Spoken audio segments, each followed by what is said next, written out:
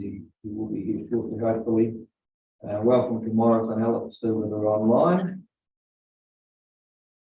So I'll let somebody move, apologies for lateness, moved by Jeremy, seconded by Paul. That would say aye. Aye. Move to item 3, declarations of interest. I'm aware of any this morning. Item 4, public forums, petitions, notifications. I'm aware of any this morning. We'll move to item 5, which is the confirmation of minutes in the ordinary meeting of March the 8th. Are there any additions or corrections to those minutes? If not, would somebody like to move? I'll second. Moved by Jeremy, seconded by Lyndall. After the discussion, I will put the motion to the minute to the ordinary meeting. All in favour say aye. Aye. Right, we'll move to item 6, which is the adoption of committee resolutions. The first one up is the Otago South Regional Transport Committee meeting of the 3rd of March. Jeremy, would you like to comment on? Yeah. Chair, obviously this is their first meeting with the committee. It was the first meeting for Councillor Morrison and renewal and myself for 3 years. From this committee, but it was an induction, basically an induction and for the new council, and we just covered, the terms of reference is we've got a midterm review of the 10-year plan of the regional land transport plan, and obviously the party gave us an update in regards to how things are going, and one was the good weather has allowed the South Island program to the transport to be on track. So basically a learning meeting. I'm happy to move that. Moved by Jeremy. Yeah, I'm happy to ask. I've got a question, but I'm happy to second as well. That's why I'm not to say something else. I've highlighted the future focused statement in on 1 minutes. Just wondering if we can illuminate us about the climate considerations and the future of transport in your eyes. Yeah, so perhaps I could comment on Chair, and that was just a really broad sense that across a range of initiatives pertaining to intra and inter-regional transport, the need to take into account climate change and the associated adaptation and mitigation responses within that. So far more active transport opportunities moving forward, decarbonisation efforts, understanding the carrying risks and transport networks as a result of climate change impacts, things of that ilk. So very much aware and was the fact that winds across the Otago found there were a range of explorations. Some of the low-lying areas in South Eden, for example, and our Lakes District account for that climate change. Peter. Was there any discussion around, land transport and what you could say the concerns around climate change of the roading network and the vulnerability there? Any discussion about the potential of coastal shipping stepping up to the mark like the point that it used to be? Did that come across the table? It was certainly raised within the meetings and subsequently Christchurch and South Island. It's understood that that is a consideration, but not a great deal of Just on that same topic, I understand you probably did talk about some of the resilience issues and the critical bridges that could be out of action and difficulty in getting food supplies to affected regions for the Central North Island and region Islands. Is that part of the discussion? But if I can add, there's actually we've had 2 meetings in regards to the local one with the Otago South and another one with the South Island transport committees, which obviously we did discuss around some of those crucial bridges, et cetera, and that was obviously the Manawa. Like focus on those anything that the other council, the other provinces now. My dad was very interested in those. You know, it's not just a local issue, it's a South Island wide for the economy and the well-being of the community. So it currently get raised that I people want to know what it was like within the whole South Island. Link, you know, so. Good. Well, I was just talking about resilience. And my time on that committee, the greatest concern was the Carnegie Beach and sea erosion. Is that something that's been resolved or what's that mean?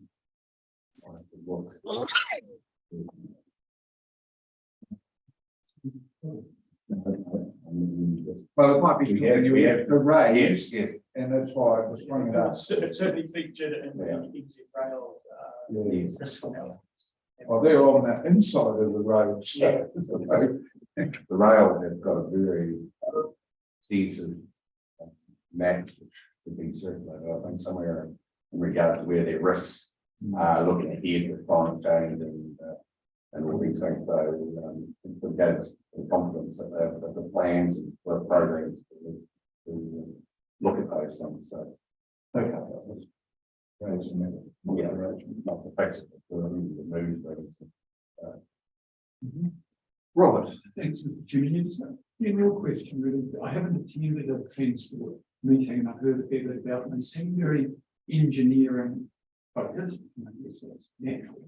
But I just wonder, in the discussions around security for communities in terms of the movement of food, I think the time, surely the primary I would mention.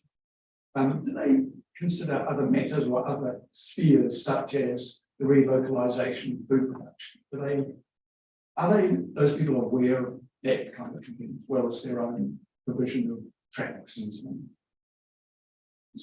My initial sense is that within the mandate of what those committees are asked to consider, they do take account for those adjacent set of concerns as far as, to the best of our ability, taking an integrated perspective of how regional transport networks support communities, support the economy, connect with scale beaches. So considering those, but as I say, this is very much an introduction meeting in this round of meeting. So my sense is we will explore these issues in greater detail in the And I think if we're going to have a meeting in the next week or 10 days, so we'll, I mean, we'll bring those. I'll take note of that and I'll bring it up with me.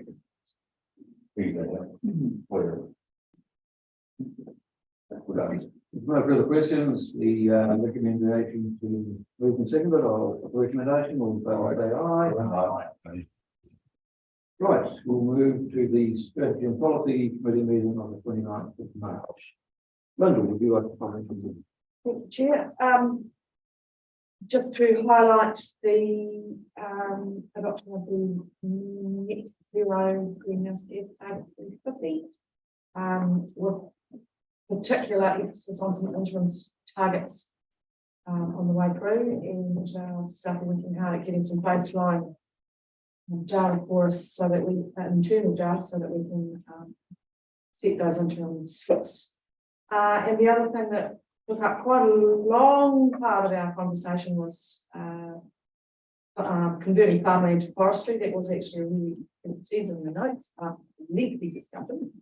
And we have some work to come out of that after some discussions with the STC, which I'll pick up with Lucy on shortly, and look forward to some next steps for that as conversation as well. So with that, we have to move the adoption of the resolutions. Second by Jeremy. Any questions, Linda? If not, I will put the recommendation. The adoption of the resolution. All in favour will say aye.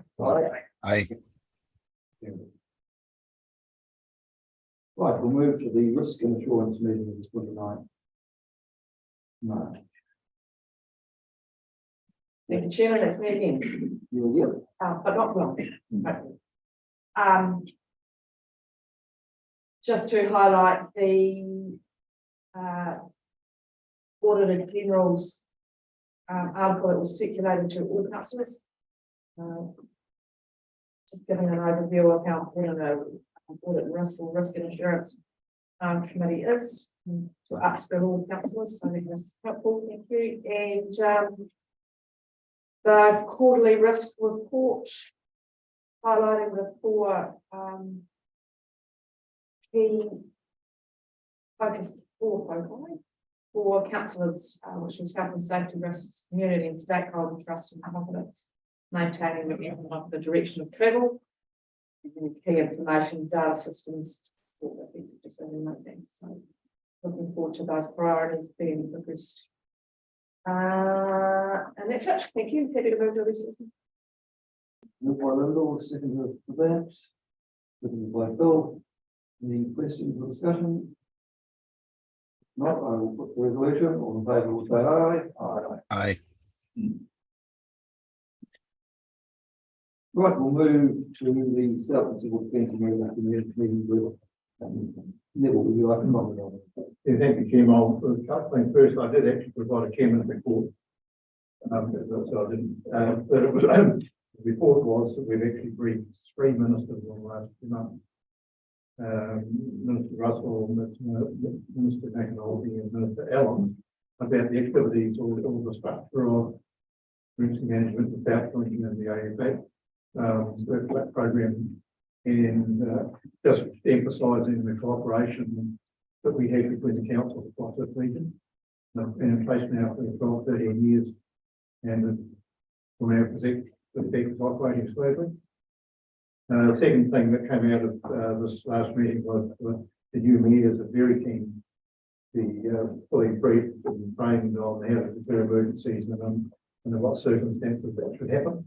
In view of what's been happening in other parts of the country, so that program will be progressing. I'm happy to answer any questions that anyone may have about other parts of that meeting. Right. In terms of what's happened in the North Island and the scale of the issue up here, which is something quite different from anything we've seen before, are we getting a lot of feedback back to you or your teams, the team, with regard and a new and expanded approach to climate events like that? Well, I don't know whether it goes as far as that, but what's happened was during that emergency, staff from here was appointed to work in the affected areas and to observe as well, and they've had 30 briefings about what they've seen and what they've learned from that, so we can apply those learnings to how emergency management response and recovery work out and new stuff. So I think we've learned quite a lot. Lyndall. Thanks, Jim. Just a comment, actually, if I can, to commend item 3, the Malapinua Emergency Facilitator initiative. It's following on from Councillor Gordon's priority and explain the local marae and the small local communities really sustain themselves and rely on Waitangi marae and the villages for want of a better word. So really looking forward to seeing how that is integrated into the work that you're doing. Just to point out, Jim, that matter of the committee what progressed with decisions haven't been made yet. The matter was under discussion. Very much the marae role was much wider than just Excellent. managing and dealing with it and supporting its own people. Yeah. And have a wider community application. Peter. Is the emergency hubs for the emergency management, are they still in play? Is it something that the group still work on and enable those hubs to be functional? I'm asking sort of a question on the back of the site plan up in the North Island. for communities instantly cut off for long periods of time. So, is that something, I know the work around the AFA, those hubs were located or the people within the community that can get those things up and going, that's sort of, Yes, it is, and you mentioned the effects of the communities cut off up on the east coast. That's another that's one of the learnings that come out of the observations. We need to review where those hubs are, so that we can be prepared for a massive emergency if you like, when people are cut off, but those hubs will still exist in a part of the federation for emergency. Not only at a regional level, one of the things that's coming out of the North Island is over lots of communication. And a lot of emergency management, even that old RTs that were sort of being thrown away. It's probably going to be satellite phones we're going to need in the future, because some of those communities, although doing the best to look after their communities, there's no communication, and that's been one of the more unusual things I've learned in this last disaster. Not only the devastation, but lots of communication. Well, just to take a bit further, Chairman, the emergency management Southland have provided radios for use in emergencies to most of the hubs around the province. They also have a cell phone headphone thing that they call headphone, where they can enable some of those communications. But the ministry are also developing a program so that mobile phone systems won't fall over like they did during the East Coast emergency. They can support through satellite communication. So those things are progressing. I'll move the resolution to that meeting, Chairman. Seconded. Moved and seconded. I'll put the resolution. All in favour will say aye. Aye. Right, we'll move to item 7, which is an application of extraordinary or urgent business, supplementary report or other. Not aware of any this morning. Questions? I've not been made aware of any questions this morning. So I'll move to item 9, which is Chairman and Councillors' reports. A number of us, I've got a small report there on the Zone 5 and 6 meeting in Queenstown. I thought it was a good meeting. We've got the election coming up. All the ministers, some they want to work closely with local government, and we've also a lot more flexibility around pre-orders. What would be something different? We're listening. That was encouraging, but the cynic in me just wondered whether it would stay after the election. But it was a good gathering. Obviously, pre-orders have quite a focus, but just sort of reconnecting with some of the unions and chairs, and some of those conversations you have offline, I think are very important. I attended the Federated Farmers AGM a couple of days ago. It was really encouraging. Their comments to Wilma and myself that the perception of our organisation being more front facing and easy to deal with, it's coming through from people who possibly in the past have not found that. So that was encouraging to hear.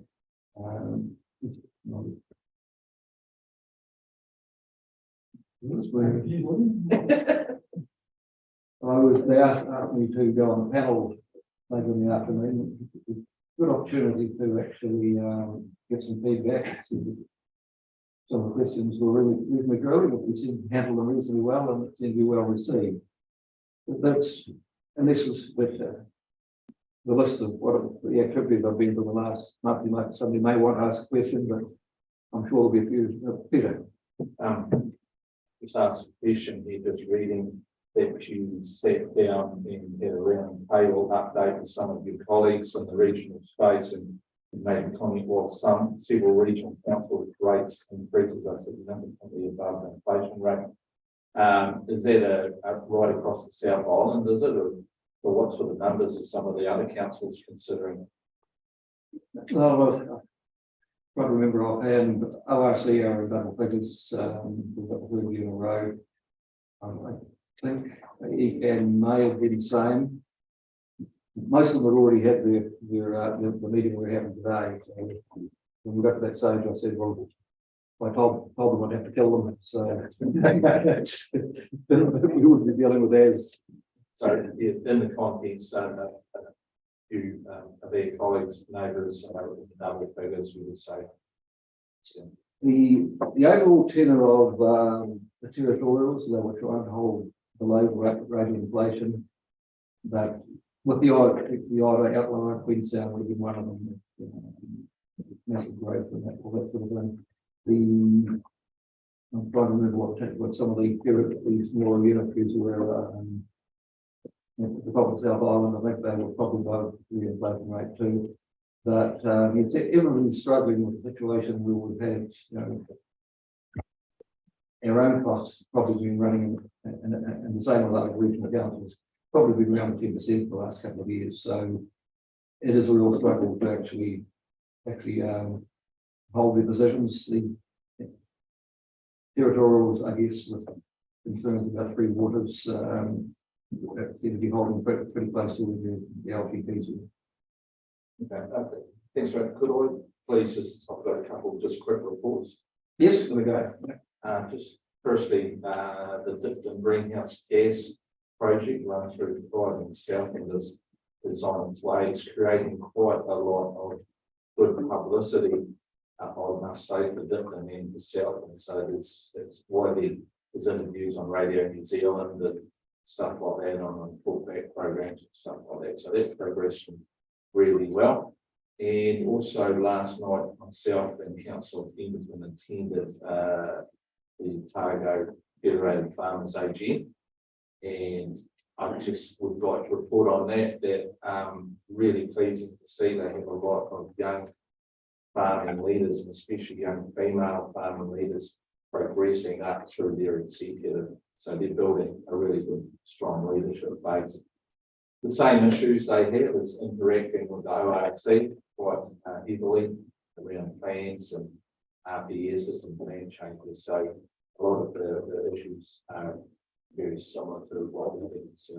So it was a really good meeting.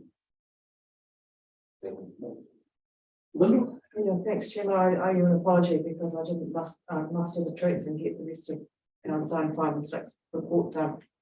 So apologies for that. But I'm wading through my somewhat fulsome report to cut it down, and then I'll circulate it to Councillor Morrison to add the 2 cents worth, and then we'll share it with everybody. So apologies for that.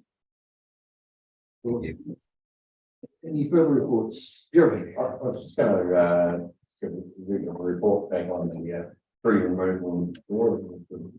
Overall, it was a very successful operation. I'll thank Paul and his river management team. It was certainly interesting. There was obviously some grave concerns that we were going to clear every tree that was standing. But that was, I think, once we had workshops and even a couple of meetings down on the river bank, and Councillor Gibson was there one day while they were cutting the trees down. There was obviously a bit of concern from a couple of councillors indicating that everything was going to be exposed, but when they actually saw what trees were being removed, the council actually asked to remove some more. So it was a win-win. It was a good operation, cleaned up, and it's certainly hopefully will take the town in the future.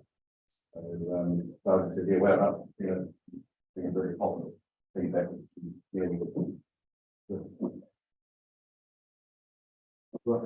Robert and Eric? Thanks, Mr. Chairman. I'm just wondering, with regard to this report about the tree removal and the one that occurred over here in the council. So is the council keeping a tally, weighing up how many trees we take out in the environment and how many we put back in, and how we looking? I'm pretty sure our staff reported to us last time that they're putting 2 new trees in for each one. It's coming up with the 3. 3 1. 3 1 3. I know. 3 for 1. So that, And certainly in discussions and offered us some more trees need to be planted around the east land and things. They have to do that, which we are looking in the future.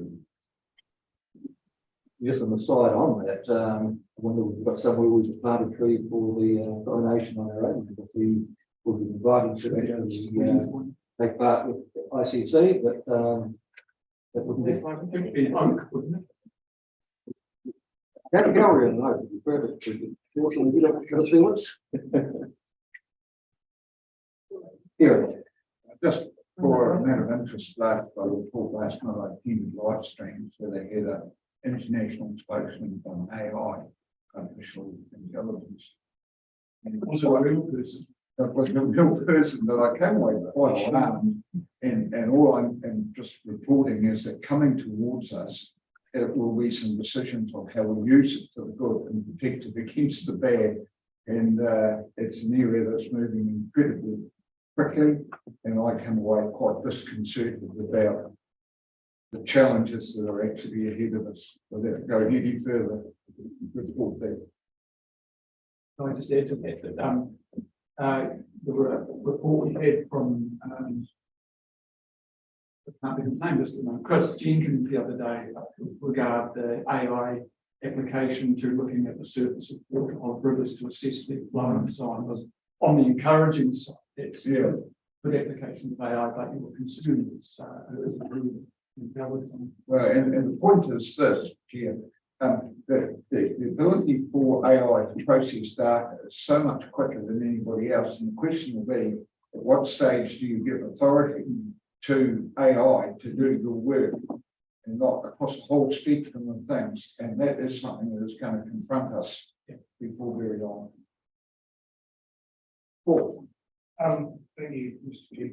I'd like to report yesterday, I met up with council staff, actually chair, as well as four executives.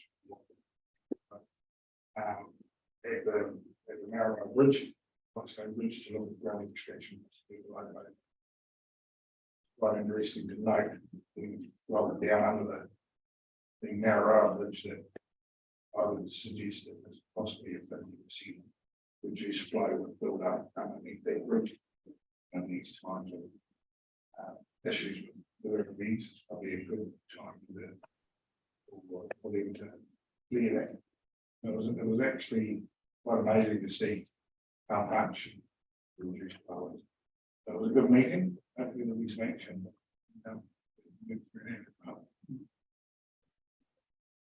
Peter. Yeah, thanks, Chairman. I just want to pick up on Jeremy's talking about tree removal and the wider issue of flood protection. We were over at the delegation before and talk about flood protection, and what I come away with that is there is a degree of comfortability, not only in board but around this province around flood protection. And I wouldn't go so far so maybe we take it for granted, but you've got to realise that we have some really good assets in place. But it's not about what has happened, it's about what we're going to do in the future. So things have worked really well for now, but in further discussion, and I'm sure this will go through our long-term planning process of what is that level of protection going to look like in the next 40 years. Because some people have made some good decisions 40 years ago that gives us that comfortability now. So just looking into the future. A good point, Peter. And people's perception is living memory, and that's probably only about 50 years. We know we're going to experience some events in North Island that put up with at some stage in the future, and hopefully we get a plan in place and implement it before that happens.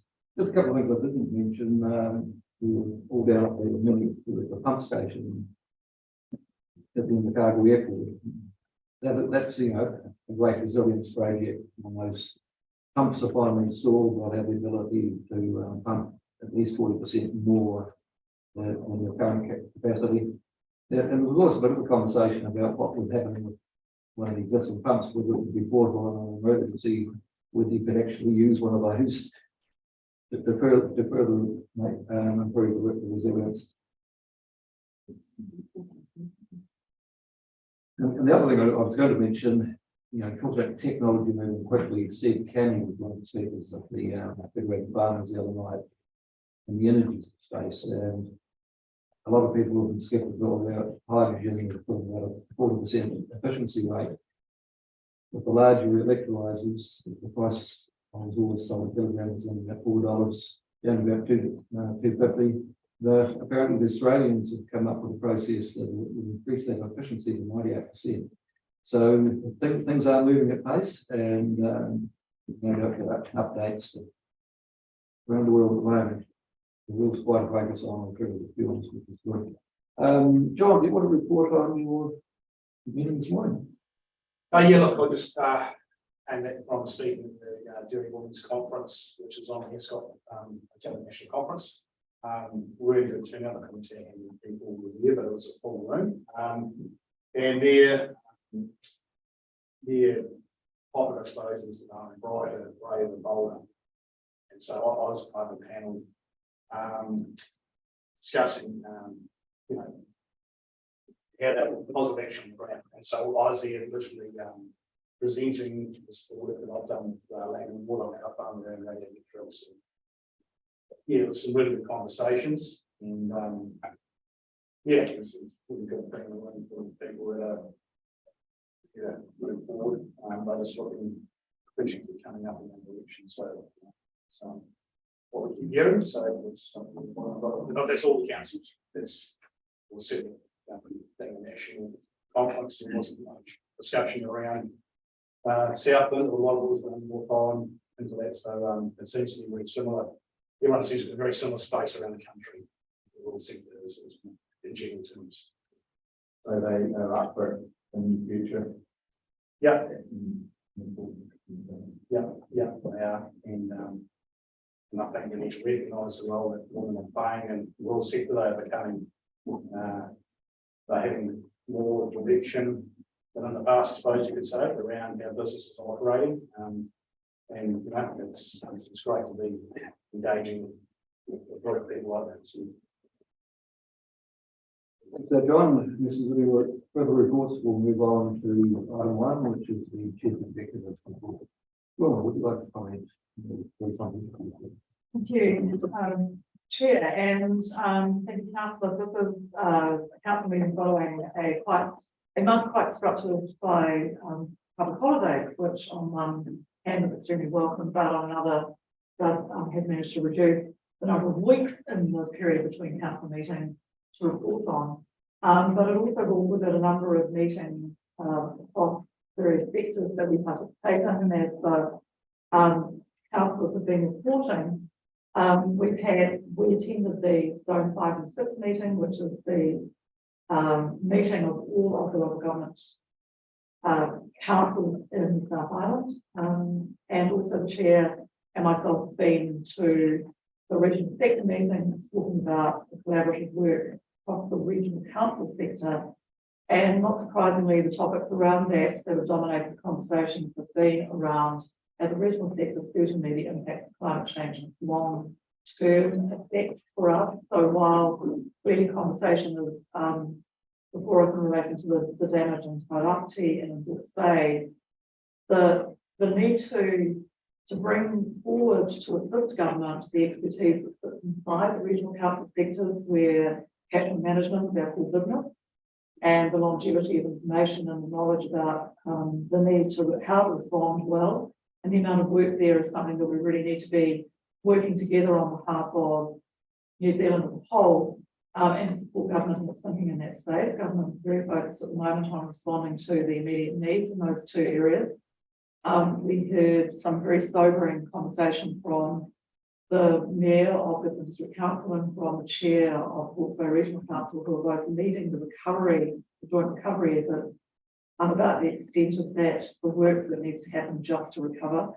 And from the Secretary for the Environment, who's the former Chief Executive of Hawke's Bay Regional Council, who, before he took up his new role, actually went back to his job, literally back to the Hawke's Bay region to assist with the recovery, to be prepared and to be prepared at a level that perhaps in the past we considered to be unlikely events.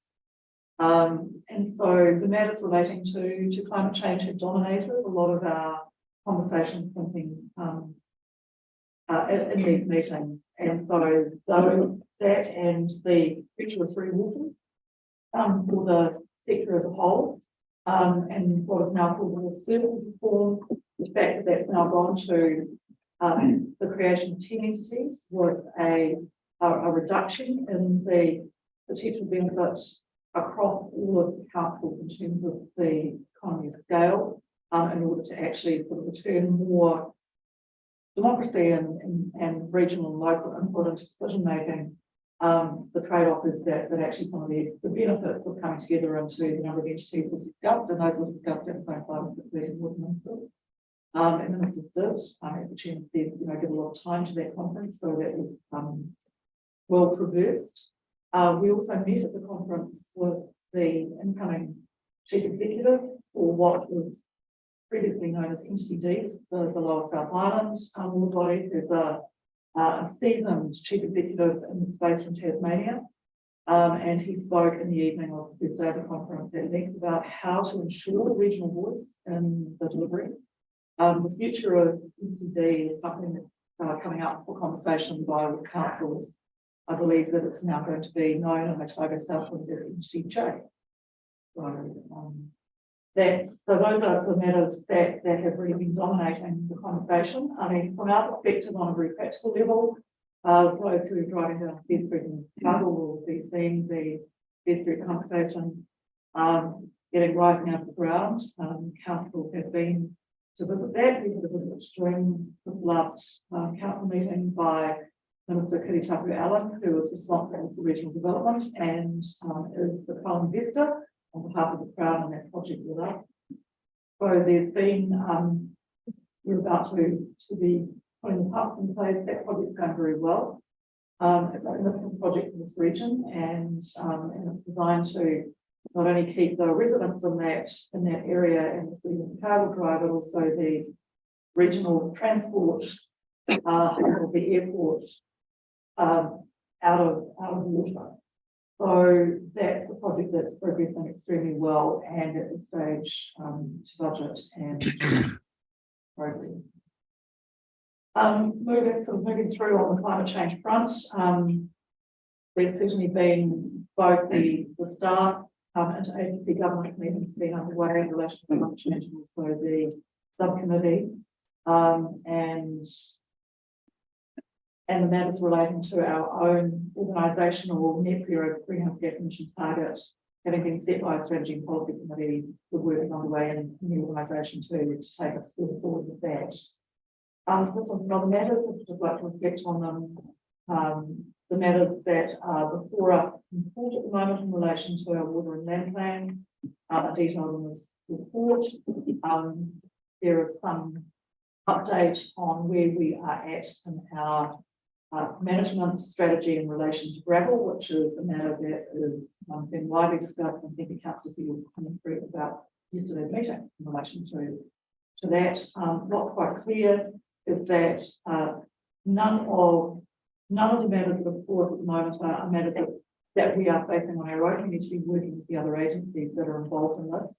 And in relation particularly to climate resilience and to the management of our rivers and gravel, that really does require Waka Kotahi to be involved in that, and the districts, because the bridges are either territorial bridges or owned by state highways and owned by the Crown. So these are all matters that we are working closely with the state sector on, and we've got a great deal of support from the government funding agencies through the Provincial Growth Fund and Kāmua to assist in helping us with those conversations.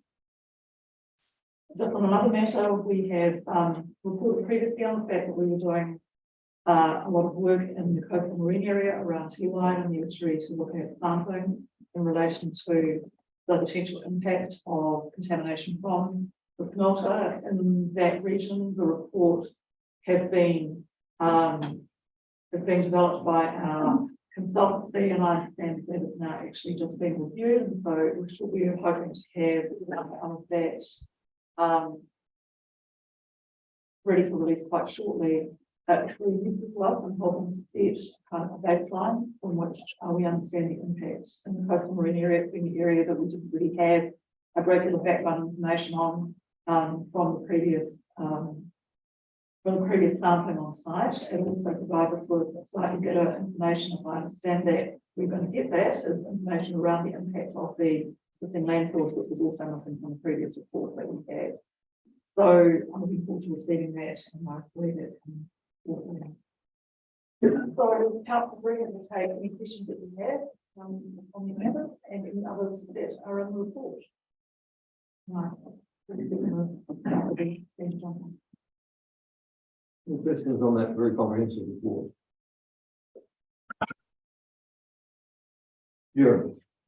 Just in regards to, obviously winter grazing consents, on my ears picked up at the, I was at the Federated Farmers AGM, and whether it disagree or there's a lot of debate about the effectiveness of them, but they are obviously a legal requirement and probably forwards coming up. With a comment in regards that they've been informed, people were getting informed that staff and the ES might be looking at. And I think it's probably pretty naive to work on that theory, that they are a legal requirement, again, whether you agree with them or not. But it's, and I know ES has gone a long way to make it as easy as can. So it was just a comment that I thought we might need to clarify that. We will be looking at some of those, especially if there's adverse effects, and it's not going to probably have a situation if we haven't got a consent as well. So we just want to point that out. Might need to clarify that. I'll start and then basically appreciate it.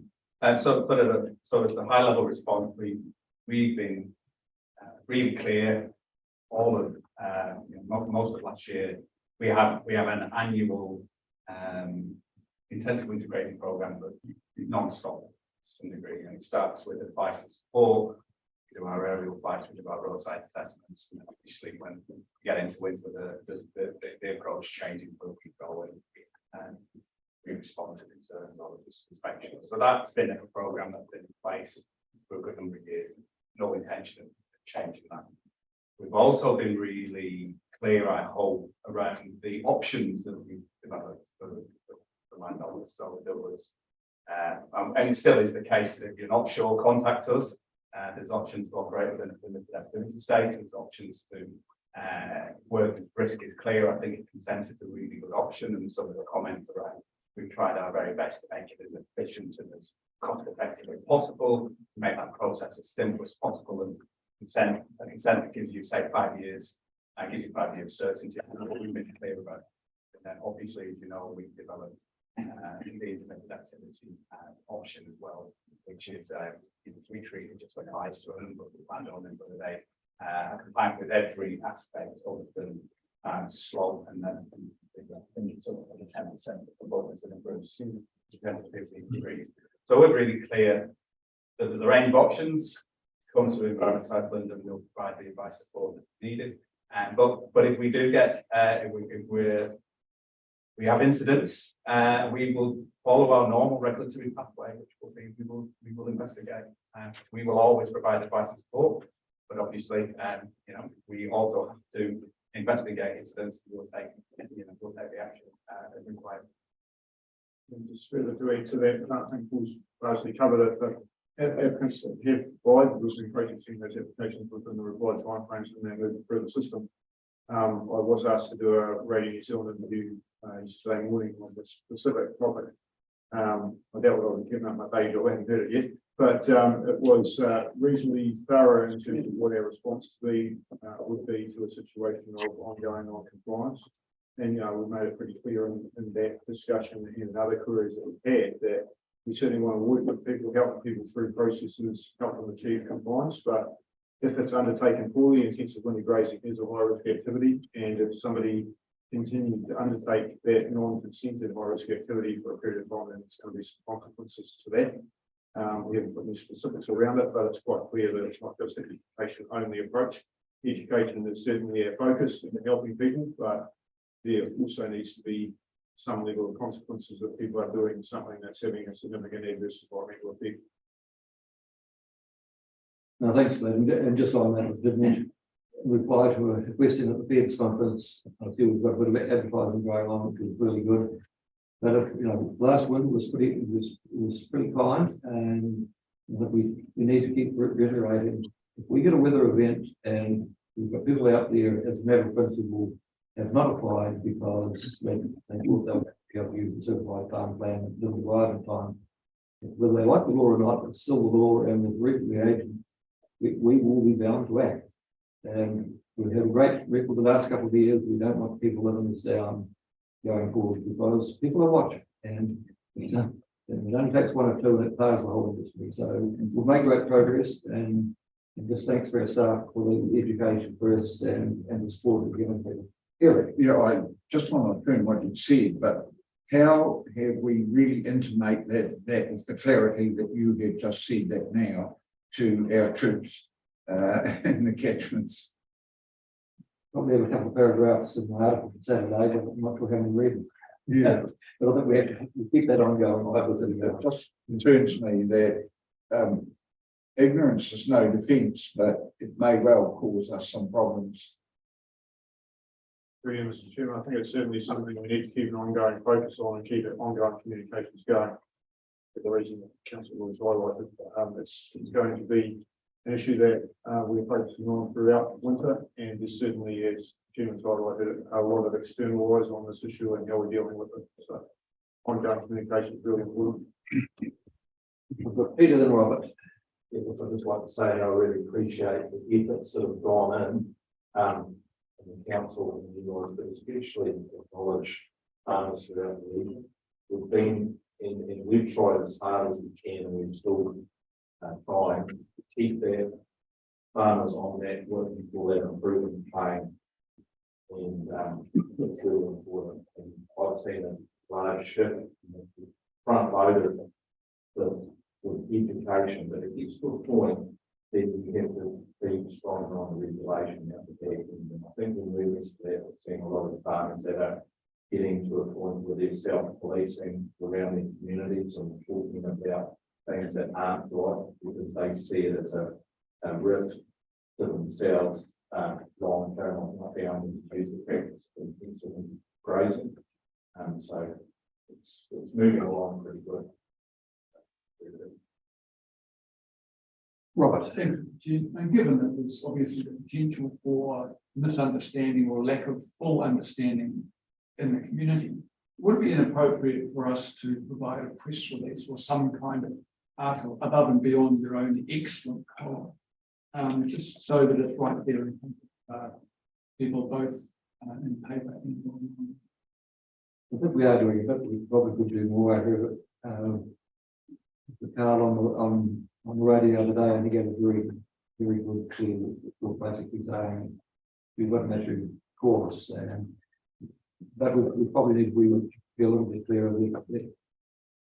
The number of people who have applied so far, I think, are well below the number who actually would have something in place. The deemed permitted activity, that team has put quite a bit of work in. It's a very cheap and easy way of being covered. And we probably need to get a little more publicity. There's still a bit of confusion out of Judge Borthwick's interim decisions on the 15 degrees and the NES. Probably have a good effort of clarity on that one too. I think the NES, some of those provisions are not long term, but it's probably not well understood by the public. At the end of the day, we don't want nutrients and sediment getting into waterways. Simple as that. Could I support that notion of council guidance about it? Would be quite appropriate if we just took over the 1st of May to reiterate what we've just been saying.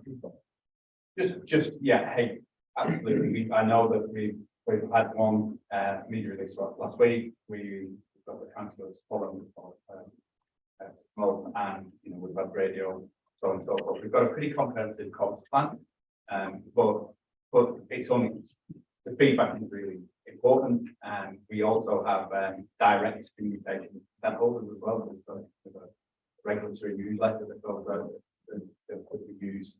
So we will continue to shape that and address what the core comms plan being happy with, but if we need to do more of a different way, we'll go back to it. And if you have any feedback for that, guys, we will factor that in the issue. Linda. Thanks, Mr. Chairman. Just to follow that and then to entirely different question. there are also existing channels from other organisations that we can get our message out through, right? So that would be my feedback on that one. Not surprisingly, I'm going to talk about air quality. And on page 49, there's just a mention of outdoor burning. Which reminded me that we, at the climate change subcommittee, we had a presentation from Mr. Graves about ways to burn down your items without creating so much smoke. So I'm wondering how we can work, because there was an offer of assistance from them. I was wondering if there's a way we can work that into, you know, some of the infringement place, or, you know, if you do this, then try this.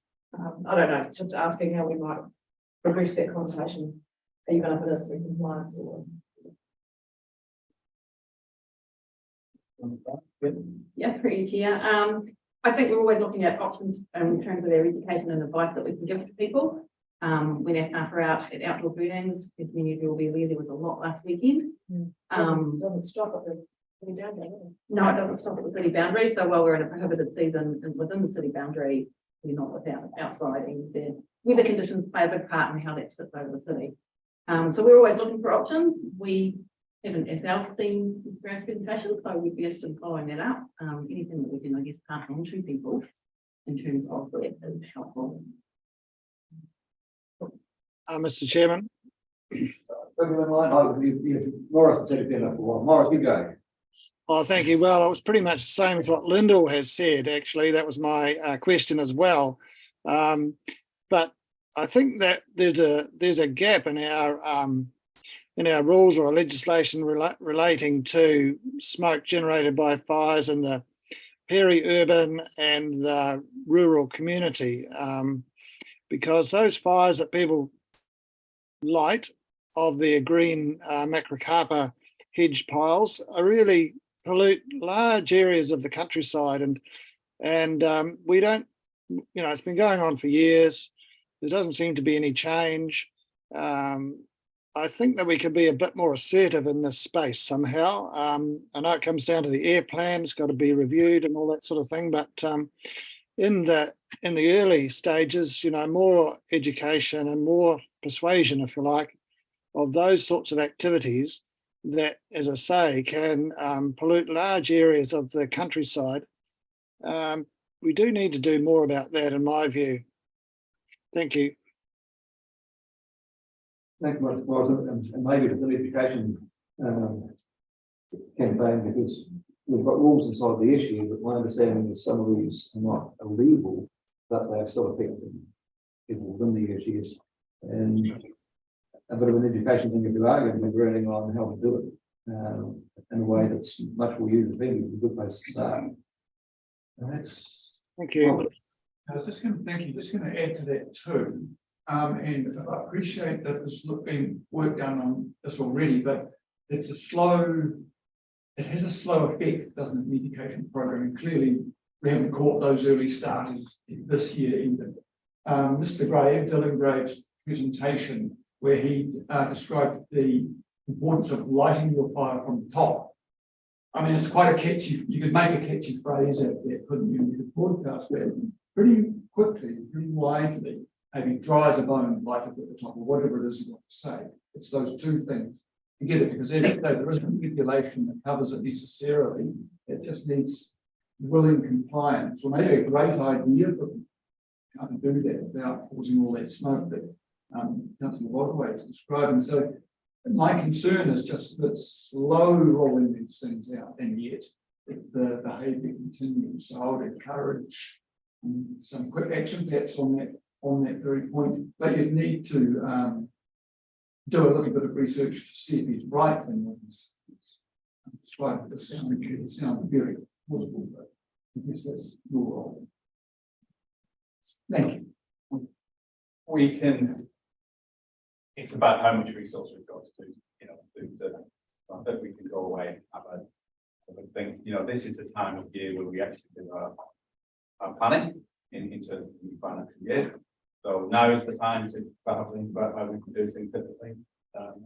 and the, responding to air incidents, and dust, they factor quite heavily in our pollution thing, so it would make sense for us to look at it and look what the hotspots are and try and make an efficient and effective response system. So it's feedback that we'll take on. A different topic, I see we've installed a sea level monitoring site and water temperature thing in Jacobs Estuary.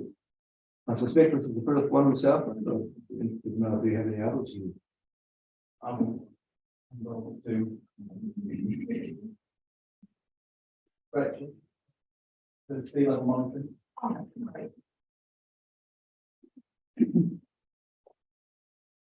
Question is one of the first.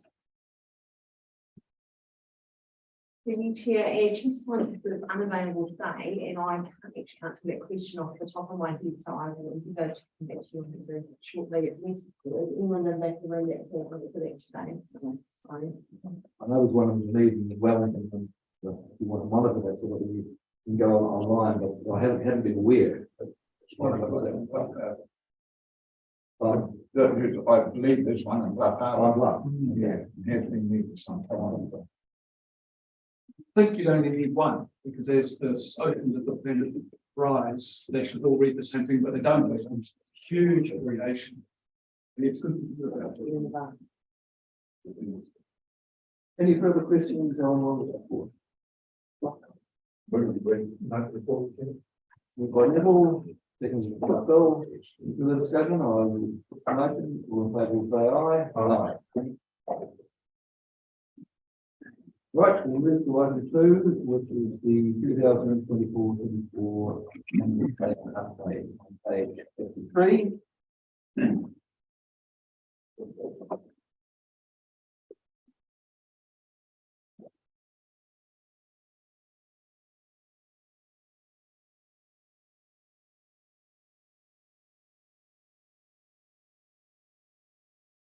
Would you like to comment on the report? The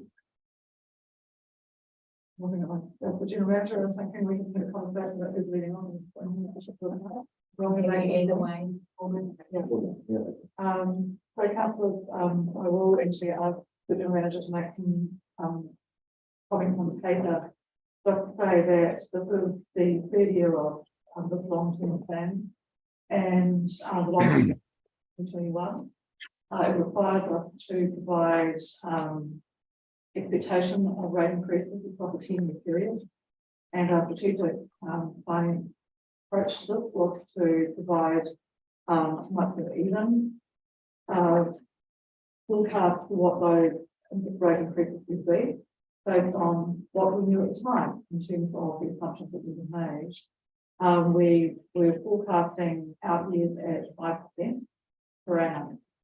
And we faced that last year, that will change a great deal since 2021 very quickly. The rate of inflation increased due to a lot of pressures relating to the supply chain problems from COVID-19. And the council is supposed to hold the line on 5% that year, on the not knowing what was about to come the following year. So in face of 7% inflation. So we managed our way through that, primarily due to our own need to slow down our work program in face of partly the number of staff available to us from COVID-19, and also just the difficulty working during that period. So we were able to get through last year at a 5% rate increase, but we have faced inflationary pressures across the board in the organisation. So this year, in looking at the budget, we've had inflationary pressures year on year.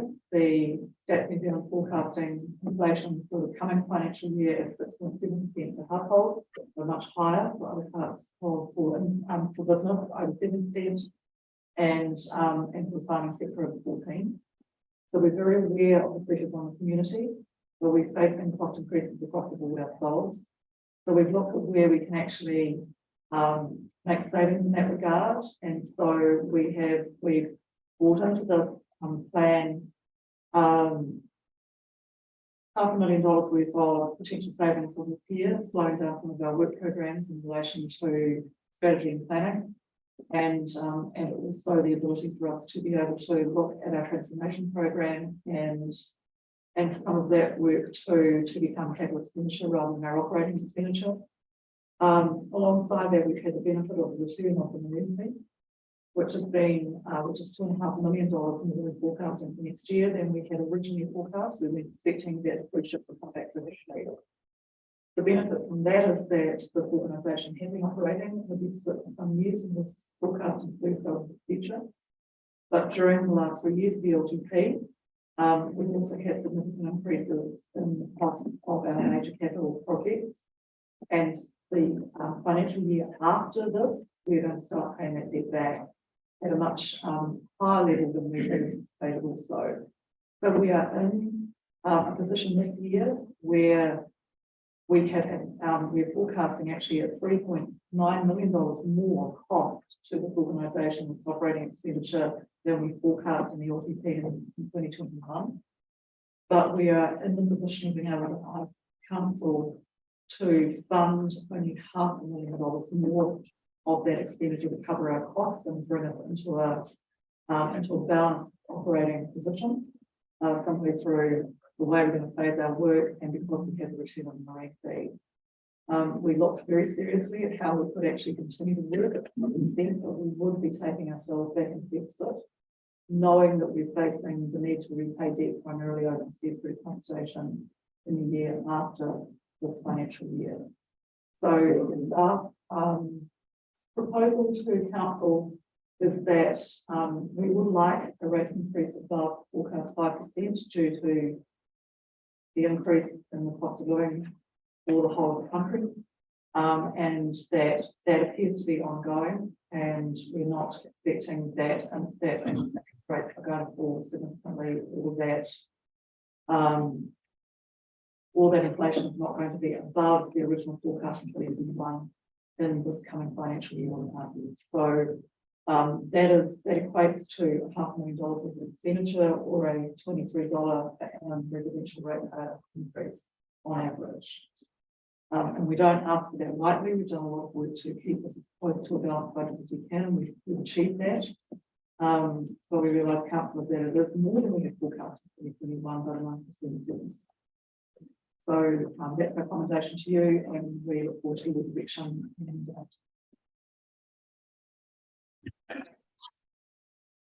Rachel, I want to just take us through the paper and recommendations. And Rachel will do that, and I'll get you after that.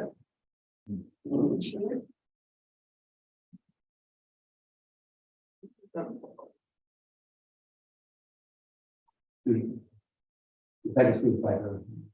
Then we go to Yes, so just further to the chief executive's comments, just wanting to highlight that there are no significant or material changes proposed from the long-term plan for year 3. So essentially the focus on building resilience to the impacts of climate change, addressing freshwater challenges and the transformation work remains. As has been outlined, though, we are facing cost increases. And thirdly, we have, though, on the positive side, a return of marine fee income. So that's setting the scene. We have been through a process, as you know, of workshops on this topic over the last few months. So the item sets out the discussions that have been held during those workshops. And what we are seeking through the recommendations is essentially that you get the average rates increase, and as the chief executive said, staff are recommending that is at 6.9%, higher than the 5% in the long-term plan to cover those cost increases, and we think that's the position with current and future rates is balanced. We also have a proposed allocation for the marine fee that has returned, and that's set out on the table on page 54. And what we would propose is that once you've made those solutions today, we will go out and run an informal feedback process and bring the final plan to you for adoption in June. If I can perhaps just respond to one of the earlier questions about rates increases by other regional councils. I can confirm that the rates increase for Otago Regional Council was about 18.8%. environment Canterbury was 10%. West Coast Regional Council haven't put out a annual plan consultation, but their advice informally was that they would be sticking to their long-term plan, but had a 10% rate increase for the third year. Going to take questions from. Right, Jeremy. Yeah, first of all, I just want to thank the staff. It's always an interesting time when we start talking about the dollars and what we've got to go out to the public with. And I know we've asked to make sure the public know we have asked a lot of questions and challenged things and not been answered. The questions been answered well. So thank you very much for that. So I think this year has been good. I think sometimes it's a political debate, what the number sounds like, but there's a reality out there that life is a bit different than it was a few years ago. It's inflationary costs. So I'm very comfortable with the 6.9. And I know the management team are obviously comfortable with that.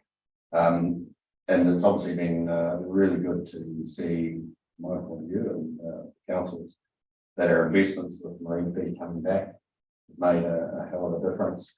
And it's probably good to point out that we do to the public that we do have the South Port land leases, our marine feed and other investments that do subsidise or contribute to our rates paid, and they do go up and down a bit most. But to see that marine feed has come in really, really good. But being very comfortable with the 6.9, but future will be challenging funding of the shovel ready projects. And obviously the CD has indicated that, and obviously they'll be consulted through the next term. But so yeah, we're certainly going to be going to the community to ask how they want it and things. So even though we're comfortable, I'm just saying the rate increases are going to be certainly challenging. To tell the public that looking ahead, that this may seem high, but maybe in the future it might be higher too. So but look, I'm very comfortable with that, and how they get this and move on to the next year. I've got Eric, Morris, and Peter. Eric, Alistair. Alistair as well. You want to listen, Alistair? Yeah. Thank you, Chairman. I have to say I've been quite exercised by this whole process. We put a hand up 2 years ago and said we'll go 25.5, and that 5 is a commitment we made with the best information at the time, but it was still a commitment. And if we step beyond that, I've had to justify why we might actually do that. I wanted to just acknowledge the staff and the chief executive said that they can accommodate savings of about $500,000, and that's been some serious work that's gone in to actually achieve that. Best information we had when we made that commitment was inflation was running at under 2%. Interest rates were less than half what they are now. But we've had a bit of a wake-up call about resilience, and we've seen what's happened in the North Island as well. And the worst thing that we can do now is do an LTP every 3 years with a 25.5. We need to be a bit more realistic, I think, and say the stuff we just have to do. And whilst we didn't see it at the time, it's come upon us. And so I would have a question that if we, because there's been some accommodation, are we putting our ratepayers at any risk at all by not actually going above the 6.9? You've said we've made some savings, Chief Executive. Just how secure are we if we sit at that? I'm prepared to sit and say, yes, I'll support the 6.9, but I just think we need to have a little picture of what that might mean in terms of the security of our ratepayers and what we've got to actually do and should be doing. Would you like to comment on that? I'm sorry, I was leaving that to the chief. Yeah, no, I wasn't sure that a question or just. Well, it's a question here, if you wouldn't mind. So first of all, I want to give the council assurance that 6.9% the organisation will be able to deliver what's in the annual plan.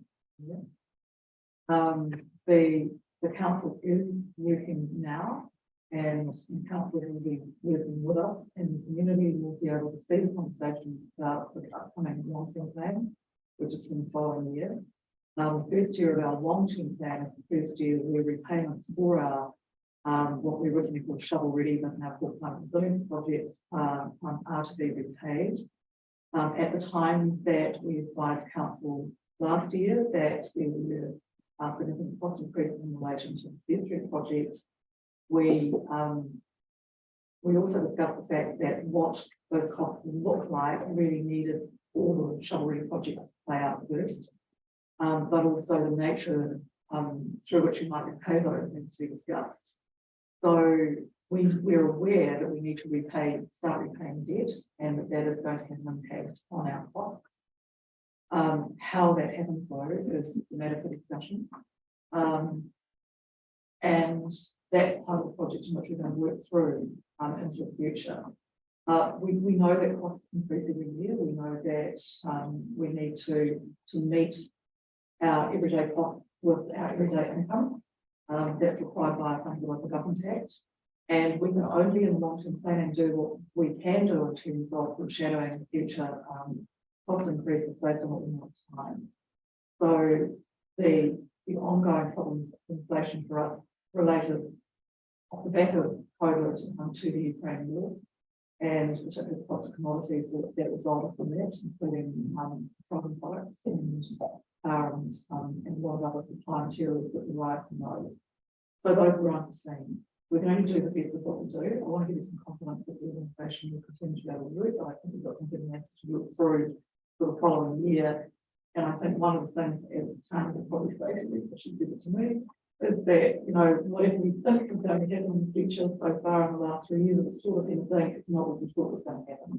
So I don't want to predict what the 8 years look like, but I want to give you confidence that we've got our process and intent to work through on behalf of the region to deliver value. Thank you.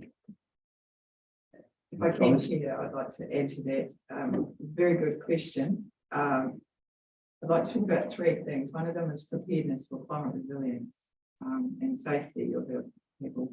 We have added money into the budget. We've added $1.2 million for preparation and investigation to start off our master plan for understanding the information that we need to help us build future climate resilience. We've added funding for any future projects that will come from Carnival so that we are at shovel ready and able to take advantage of those. So we are looking forward with that. There is sufficient money in the budget to ensure that our water plan continues and our planning work. With the return of the marine fee, we are able to continue our biosecurity work for pests and marine pests and continue with our coastal planning work. So I'd like to suggest it's the best we can do, and it's certainly a balanced, to use the words of some previous Minister of Finance, it's a balanced budget. Thank you. Morris. Well, yes, thank you, Mr. Chairman.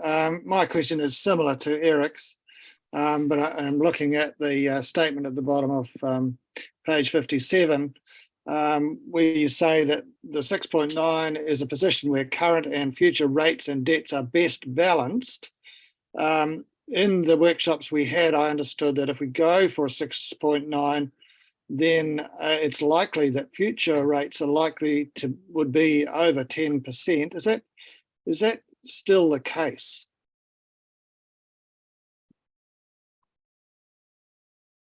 Yes. I think one of the things we'll deal with next year is intergenerational borrowing. It's actually different from a rate rise, and it's a conversation we'll go out and have during our LTP with the public. After what we've seen in the North Island, I think doing nothing is not an option that anybody would accept in our communities, but it's different from borrowing for bread and butter. And those are discussions appropriate we will have with our public. We're not actually consulting this year, but one of the stuff like that, but after that, we'll see. I'm sorry, I didn't quite get that. Is that my question is if we go to 6.9%, will that mean that we have to have higher rates in the future, particularly next year, as opposed to going to the 8.5, in which case we may not have to raise the rates higher than that or much higher than that next year? Do we know that now, or is that too difficult to predict?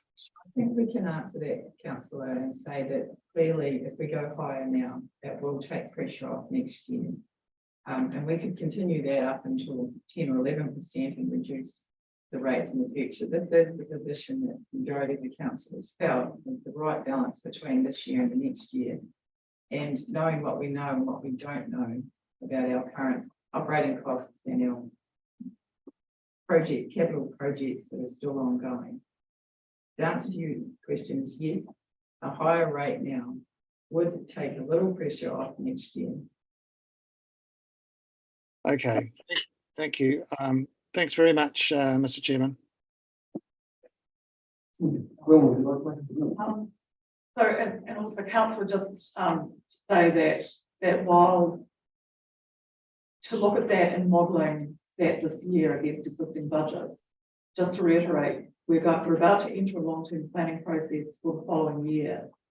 So what the choices that council will make will be exactly around the nature of the work programs going forward, and that's going to be the choice that will also drive what the rate is. So the principle that Tanya is saying is absolutely right. The higher the rate this year, potentially the lower any increase the following year might be. But you also have all of the capacity to make some choices around what the work program for the organisation will be in the long-term plan. So to put a figure on what out year rate increases would be at this stage would be to preempt that long-term planning process. So in principle, yes, but in detail, we don't have that detail tonight. We will not speculate on that. Okay. Peter, Lyndall, Alistair, John, and myself. Peter. Yeah, thanks, Mr. Chairman. I support the 9% increase. And I just want to go on. I do support the discussion that's happening here, and I'm not going to go over there and say the same thing. Let's say, but what I would say is in the medium term, and I'll just pick up on what you've just said, well, I probably use different terminology, levels of service, and that's going to be the hard discussion through the long-term planning process. I call that a medium-term discussion, but a long-term discussion we need to have at this council is really about how we better organise ourselves, and I'm talking region-wide as 4 councils, organise ourselves better to meet the future needs of ratepayers. And I'm talking directly around ratepayer welfare and called by a retired lady on her own and talked about the increases in environment settlement rates on her, and she's on a fixed income over the last 5 years, and the sustainability of that going forward. And I think it's an underlying worry in this room of where to next. We might have this year organised, but it's a real concern. And I just want to say thanks very much. That did start off as a bit of a negotiation where this was going to sit, but I really appreciate you going back to your teams and reworking stuff and coming back again and again. So thank you. Thanks, Chairman. Yeah, picking up on what's already been said, really, my initial concern was twofold. One was that, we know we've got a huge work program here, and on the other hand, my constituents are generally the people on a fixed income, as you say, and so the flexibility for them to juggle pots of money around is just not there because they've only got one pot. And that is barely big enough for many of them as it is. So we, as you say, Peter, we talked through a lot of those scenarios and lots of options, and I was really concerned about the out years. So next year and to follow Morris's point about higher rates in the coming years, but I think I'm comfortable with where we're sitting because staff have assured us that the levels of service under option 2 will be no different. for the coming years, so that gives me some comfort. Still an increase for my fixed term fixed income constituents, but hopefully it is manageable, and it's up to us to be clear and transparent and prove that we can be trusted, I guess, continue to prove that we can be trusted. But my question actually is, I wonder if, Tanya, I know you've kind of alluded to it, so as Chief Executive, but could you just explain the difference between the deficit and the debt, and how funding those two different things has brought us to the conclusion on page 50?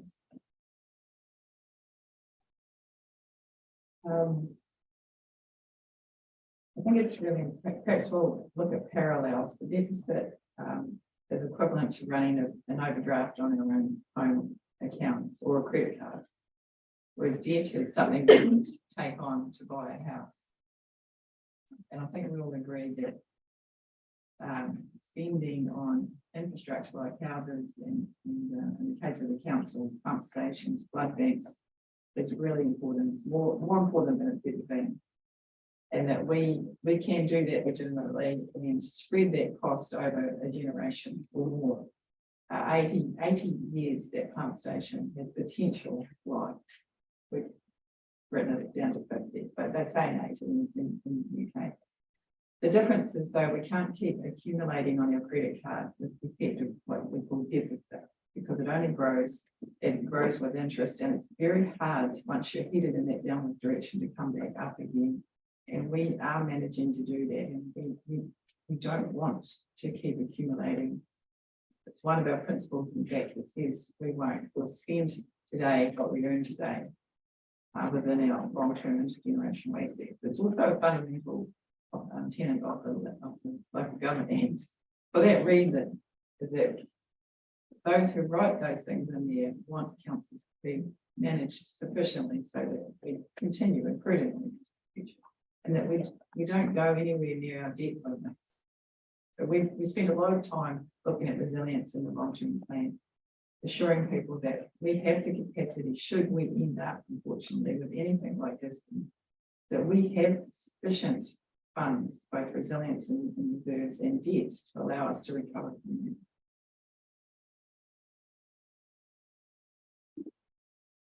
that. Alistair.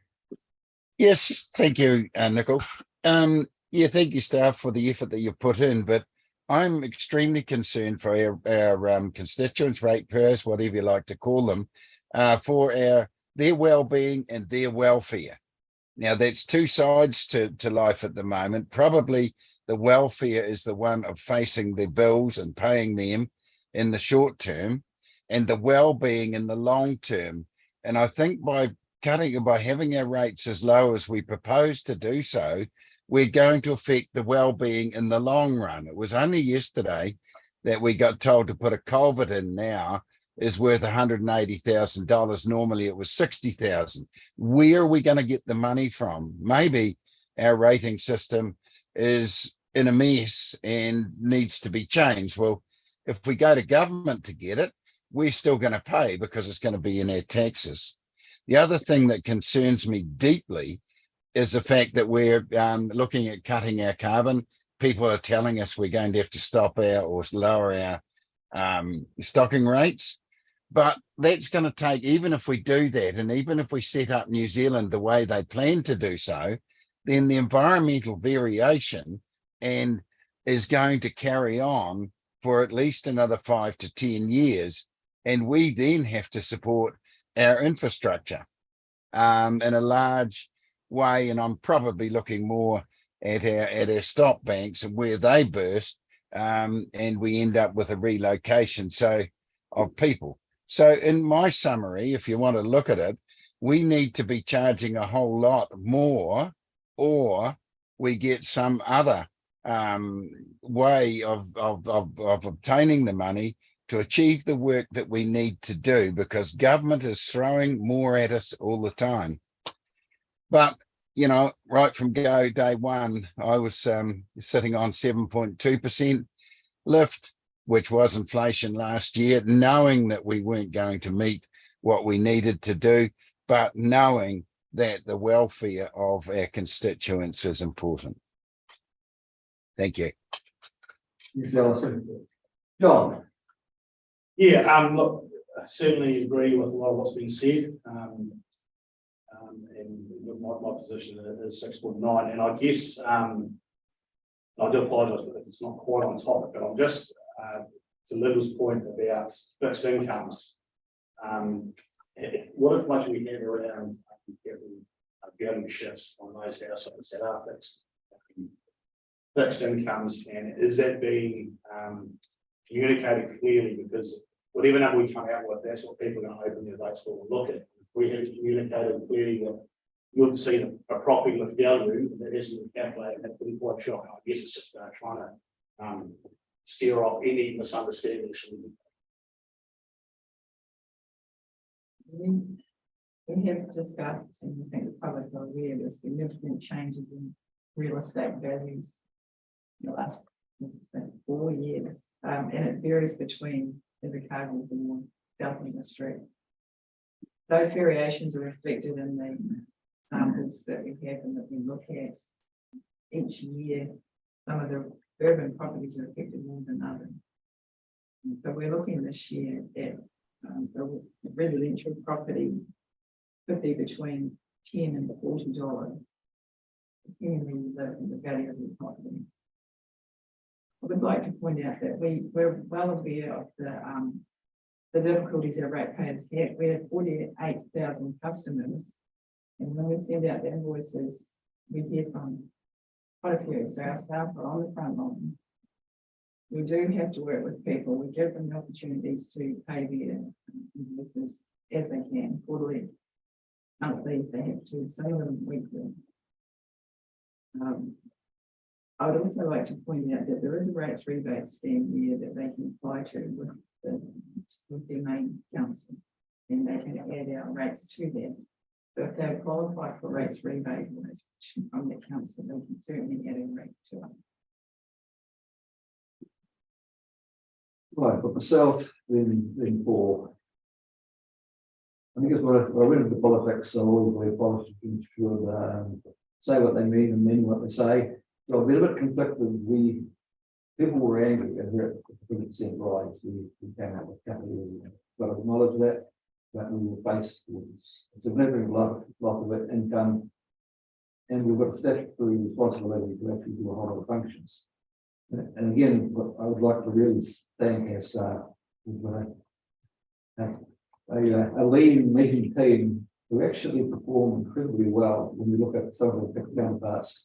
We've got larger staffs and far more resources. I think we do well. You know, the old saying is that necessity is the mother of invention. I'm seeing our staff looking at things and saying, do we have to do this? Can we do it better? And actually, that's what the public are having to do out there at the moment. But people on fixed income, things have moved that rapidly. It's people with a mortgage or an income that's dropped. Are feeling it. There's a lot of people with deficit budgets out there at the moment. But one side of the argument is to go a bit higher to a degree of comfort. The fact that marine fees come back, I've always got to believe that if we do have a windfall, we should get the people today. And that's probably why I'm sitting at the 6.9. I know it's going to be very tight. I know we're going to have some really tight conversations next year about actually protecting our community and assets. But that is already Tony has pointed out. That's a difference between borrowing big groceries and doing work that has intergenerational benefit. And I think when you have those conversations, and because of the expensive, we do need to have those conversations next year. But all in all, that's where I'm sitting on it. That a big thank you to Will and the team who have actually worked tirelessly to go through their budgets. Still actually go to the land with incentives, and that's pretty impressive. I know you guys have been working the bone over the last few weeks, and I just want to give my heartfelt thanks to you, because it hasn't been easy, but I think it leaves us in a good position going forward. We'll be able to actually evaluate the benefits against the costs of all the work we're doing. And some of the work we just have to do. Trying to work smarter is really, really good. Paul, Thank you, Chair. During the whole process, I've not really advocated. My question has always been, reassurance on the fact that we're diversifying the water service will be in line with increase for us. And the one thing I've found being a new councillor, doing some projects, and I'd like to reassure like the huge consideration in the council. Just put into my mind and sort of for the rights that yes. I think you want the difference. Still in determination. Yes. It's go up high, where it's still going to be. Once down there.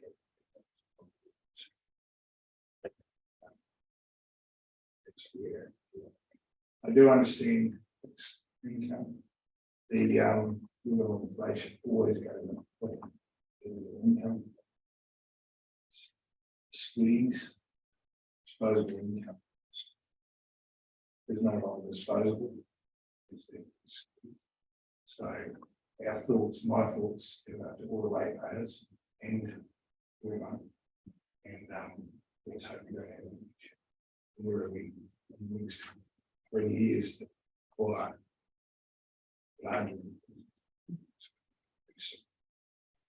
good things with what we're asking.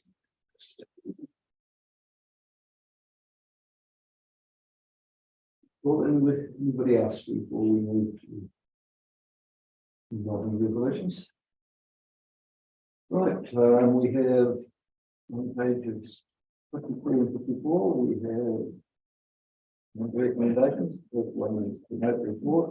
Second is to approve the allocation of the executive room fee for the 23-24 year. Confirm the average rate of rise. As I'm happy to move 6.9.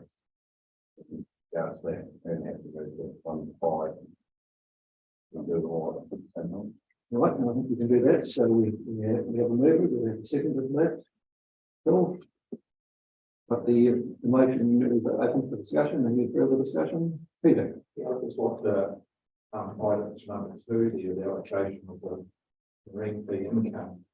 So who do we determine that ourselves, that allocation, or have we got a framework where we have to move within there within that marine fee of allocation? Usually we have a marine fee allocation policy.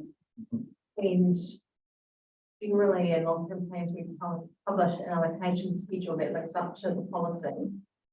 For the 2021-31 long-term plan, we did not publish an allocation schedule because of the loss of cruise ship income at that time. What you see there is essentially the re-establishment of that allocation schedule, and with the exceptions of the Underia program and you could argue the coastal science program, it looks fairly similar to what you would have seen in previous long-term plans. Thank you very much. I just want to highlight the point that if we do the next couple of years when we find these things become really difficult, that policy may have to be changed. Looking at this, I'm not saying to do it, but I'm saying that these are the really difficult discussions that we will have to do going forward. I've got Eric then Paul. Thank you, Chair. I think probably the point that hasn't been made in our discussion to this point is that when we started this work in our workshops, we were at a higher level, but we took cognizance of the pressures that have occurred both within our town sector and our rural sector, cost of living and on-farm inflation running somewhere between 14 and 20%, and the ability to pay and the impact that this would have. And so we have seriously considered the pressures that this increase will take and have landed on this level, which is quite a bit lower than when we started the discussion initially. And I just think that could be recorded. Paul and Linda. Thank you. With regards to the marine fee allocation, community.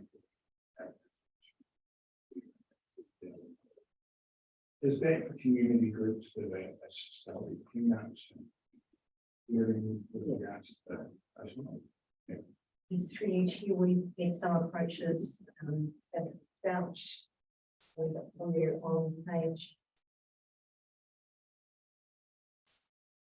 Down the bottom of page 56, there's a paragraph that talks about the approaches we've had to date, and so there is the allocation policy that these need to align with. But we have had an approach from the Southern Coastal Charitable Trust for the annual coastal cleanup, which we had funded previously. And so we will get an approach from the Stewart Island on helicopter field. I do know that the cost of those is section 5. Is there any movement for those? See more? So the amounts included have been what they've requested, but we believe that with the upcoming long-term plan and the review of the policies that attach, that will be a need to look at how we combine for community allocations going forward as part of the overall discussion. So it's very much a long-term plan conversation that we're getting into. No, that's good. Only the community groups I like. Doing it for a reason.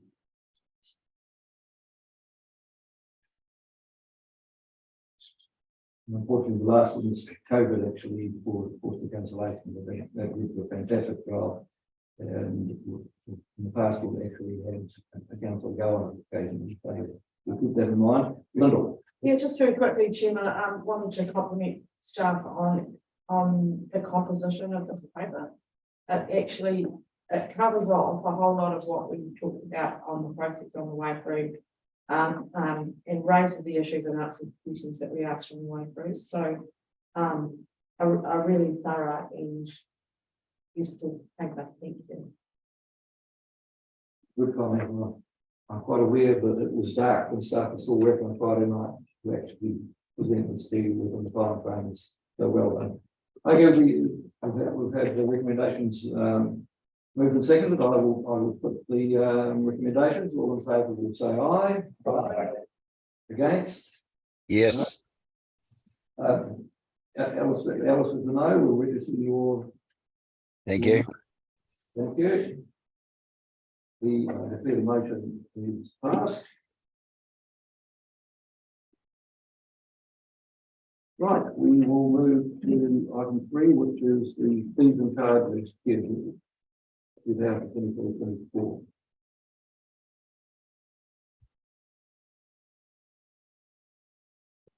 Quite a weighty little colourful document. You want to comment on? Yes, thank you, Chair. As I've highlighted on page 16, the fees and charges schedule, it's an annual review, and it has been a very thorough annual review. We were looking for opportunities to improve the readability, the clarity, the understanding of our customers, our consent holders, and other users of our service.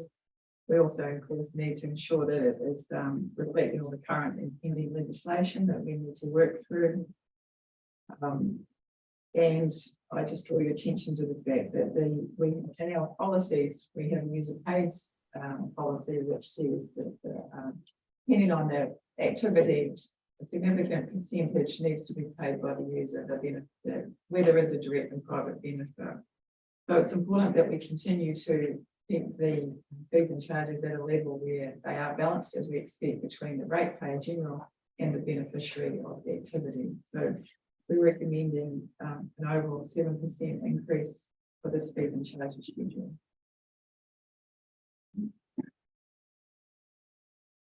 Any questions for the team? When this is open for people to comment on, when does it close? Tomorrow. Today or tomorrow, it'll be available on the website. The website will be up to date, the consultation will be open tomorrow. Okay. And what's the time period for public consultation? 1 month.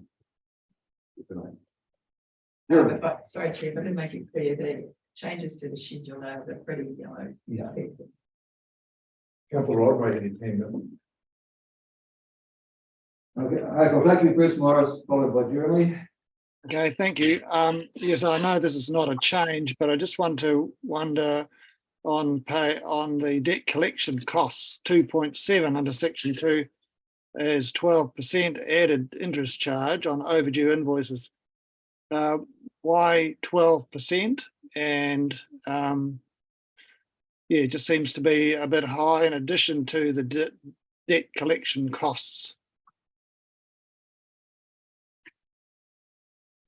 Standard number, to be fair, recommended from a debt collection company. It is a penalty rate that is applied to encourage payment. To be fair, we seldom add it to your general run-of-the-mill overdue account. We're talking penalties here for significant non-compliance, long-term outstanding debt, where we have not been able to achieve recovery in any other way. Right. Okay. So it's not added to any overdue rates that are a few days overdue, sort of thing. Actually, a really important point for you, councillor. It's not added to rates. It's for general debt. Oh yes. Sorry. We should clarify that the rates regime has its own penalty clauses or penalty rates, penalty interest rates attached under the rates resolution, which is 10%, but it's twice a year, 10%. This one is for general debt, for invoices for consents, applications, annual charges. And we're not running it on a monthly basis, if that's what you're suggesting. We don't add it necessarily for you being a few days over. All right. Thank you. Jeremy. Yes, just on that in regards to the Councillor Rodway said, like, the interest rates, not a farming businesses are probably pushing 9% now, overdrafts, getting well over 10. So it's not so seeing a high for residential, it's not from the rural perspective. I was just going to add that obviously in regards to the fees and challenges, challenges, obviously. Just really want to reiterate that we do want feedback, because obviously we're getting a few phone calls, we get us some of the charges, so this is the opportunity time for the community to certainly give us feedback, and we're certainly seeing the question of your point of view, so I want to reiterate that. So it's probably publicize that quite well, get it out there, so. But otherwise, I can move this if there's no other problem. Another problem, the movement, not that way. Okay. Because Lyndall, the middle. Thanks, Chairman. I just wanted to clarify the process for feedback. So what channels might our constituents feedback to it? Yeah. Through you, Chair. We'll be putting this up on our website. We have a consultation webpage, so a consultation portal, which will contain the information, links, fees and charges schedule as proposed, with the yellow highlighting so change is easily identifiable. And there will be a feedback box that's on that form as well. So that's how we're going to be collecting feedback. There are other ways that we're going to let the community know about it through our usual channels, which are, for example, we'll be putting something out on Facebook. There'll be a media release going out, website update. Yes. In addition, Chair, all consent holders for the people generally affected will be advised directly in August, September with their annual charges. So we put an explanatory note and we refer them to the policy changes. Is that right? Email or So for this, we're going to be putting out an email at the same time to that consent statement on this, because they do interact with the consent statement. So we know there'll be an interest in. I suppose where we don't have any. Yes, you know. Freeman.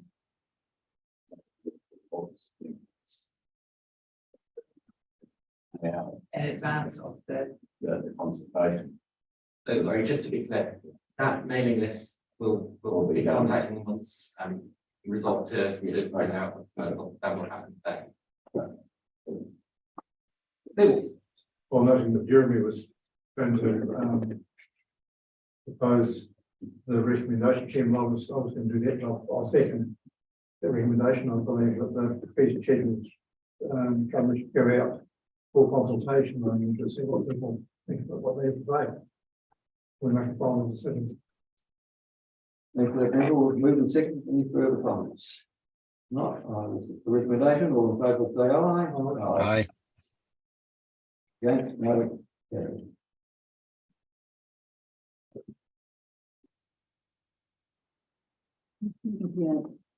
Page 98.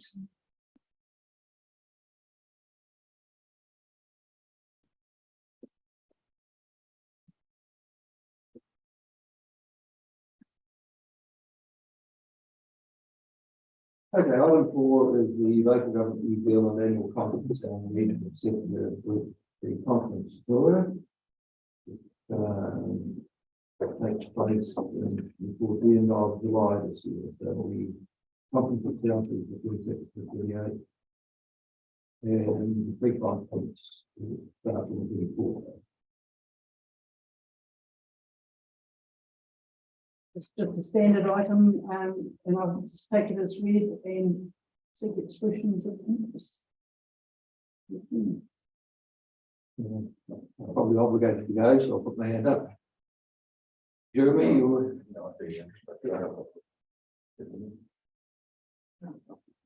Expressions or nominations, expressions? Nomination. Expression. No, express an interest, that is, basically. Let's probably process we can handle that. You're not available. No, I'm not, Susan. Yeah, that's all good. Very keen. Well, that's a free expression of interest. It's something like that. So we move the chairman and three councillors, two councillors, Deputy and, three councillors. yep, be nominated to attend this conference on behalf of Climate South. I'll sign that.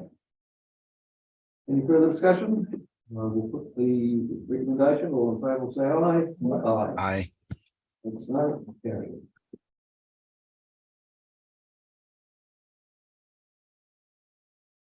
The next item is local government New Zealand nominations for the president and vice president. I was made aware of a couple of potential candidates. Zoe meeting the other day, who indicated they would quite like to come and talk to the council of Southland. My feeling is we don't need to actually nominate somebody. I was going to do the nomination session with the real race. But before we make any decisions, it would be quite worth it to hear from candidates, so that delegates are in place. But the items open for discussion. Very Chairman, and view of what was said when I'm reading here is that we postpone any decision about making a nomination or review from the candidates.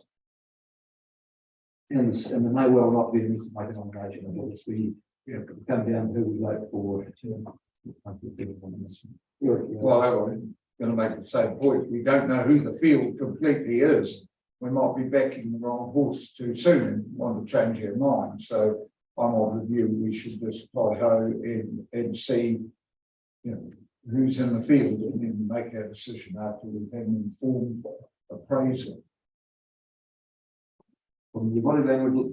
Yeah, sorry, I just wanted to clarify that, that item 2, recommendation 2, is whether we wish to exercise our ability to make a nomination. I'm assuming that we don't. My motion was that we were making this. But this is only for a nomination. We don't have to nominate the people who have already expressed an interest to nibble on the quiet. Yeah. Well, the point is that nominations close on the 31st of May. This is your own council meeting at which to make that decision. So if you're going to nominate, you need to decide you are. If you're not going to nominate, it's not a problem. And when, Nick, can I just clarify, you're not suggesting that we nominate the people who expressed an interest to you? They've expressed an interest to come and talk to us. They didn't ask for a nomination. Right, so we don't need- should be back. Both parties, as I know about, must have movers and seconders, so.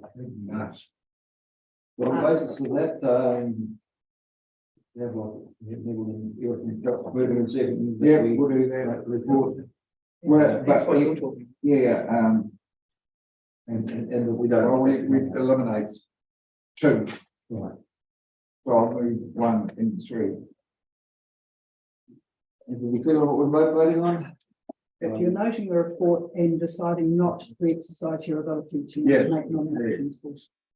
And number 3 is that we're waiting to hear from what nominations are. Thank you. Very clear, thank you. We'll move around a second.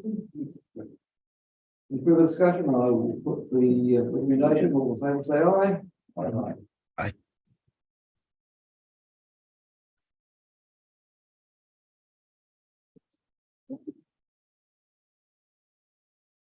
That is the item 6, what is the LGZ annual meeting and agreement process.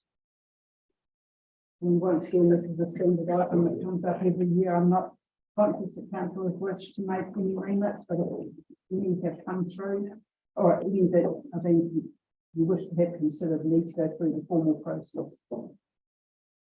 This allows council an opportunity to do that. When I read it the other night, I thought, good enough on it. Rather than going through that process, and there's something that we felt a little burden issue, we would have to have background information. Later on.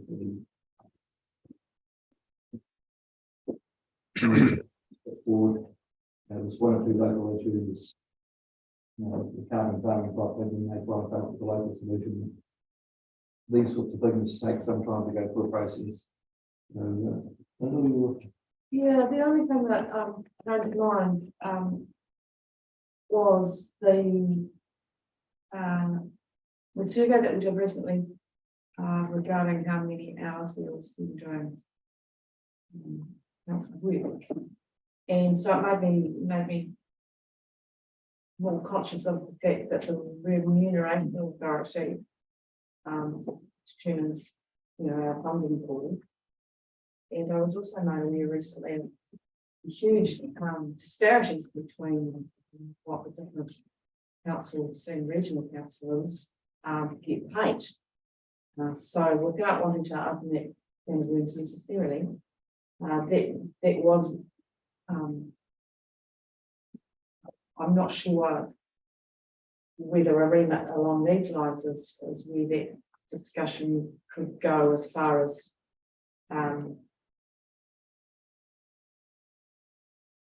because it speaks to the equitable nature and the diversity around the table, and people's ability to not have to have a job so that they can do their council work. So I'm seeking your advice really as to whether this is an avenue that we can promote that conversation or not. Off the top of my head, I'm thinking the college, our remuneration is influenced by the remuneration of I think they are open for submissions at the moment that may be more appropriate. The points make are quite valid. We feel like council forward population basis. They did tweak it a few years ago. We did submit at that stage that coastline may be an area that could be taken into consideration. The territorial tends to be expenditure, capital value. It is quite abundant. As I said earlier, we've got a small council, a small rating base, but we're required to do all the same functions of areas that are much larger and have larger rating bases. So, the direction of the room, you could go down that track, but it may well be better to and be interested in what one is spending what would be the most effective raising. Well, I think the issue before us is the time frames to actually form something that might actually make a remit. I mean, we do have the opportunity that the strategy and policy history of the work. So the capacity to be directed to come up with enough information for you at that meeting to be able to, you know, that committee have a remit go forward. I would say that's pretty, yes, I'm just doing. So, the question if there is a burning, if there are burning matters that are beyond those that we will be taking, that the LGNZ has already taken on part sectors, that particularly that came out of the meeting at some point. We can certainly start take those forward for you and put various strategy policies to do that, but it would be a very quick outline. No, it's fine. I just, came to mind. What are your pathways? Okay, any further comments? So I think we are looking at just noting the report. Would you like to move? Direct certain by the level that we make. All in favour say aye. Aye.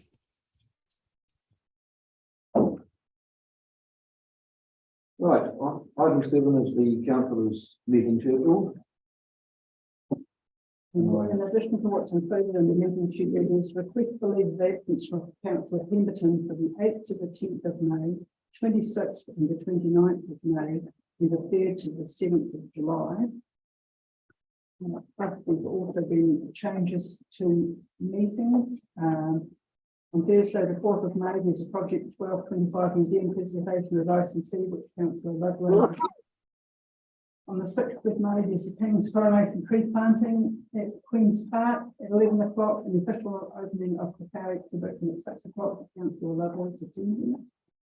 And there's an NTJ meeting of the councils in Runaka in Dunedin on the 17th of May at 2 o'clock, that the chairman will be attending. As a result of that, today I brought forward the council workshop scheduled for that day to 9 o'clock in the morning to allow attendance. Here, I need to leave the absence for the 17th of May. If that's, well, thank you. Paul? I think that's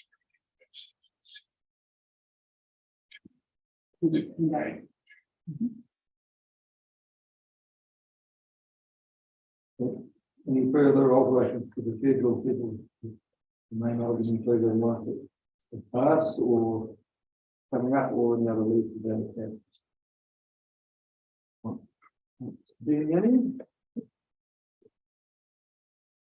The other thing that will be added into the meeting schedule is Councillor Evans' site visit tomorrow yesterday.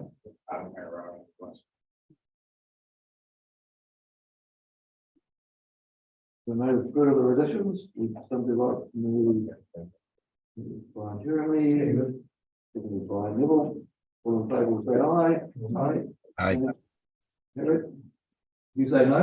No.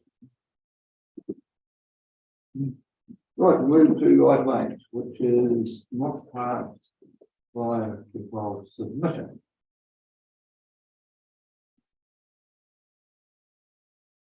Thank you, Chair. Just to introduce Jolie Hazley, who's our team leader for fire security.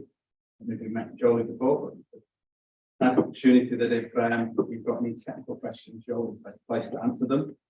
This is a retrospective notification of submission that we provided on the 25th of April around the moth plant and an application to the Environment Protection Agency through Waikato Regional Council for control of that.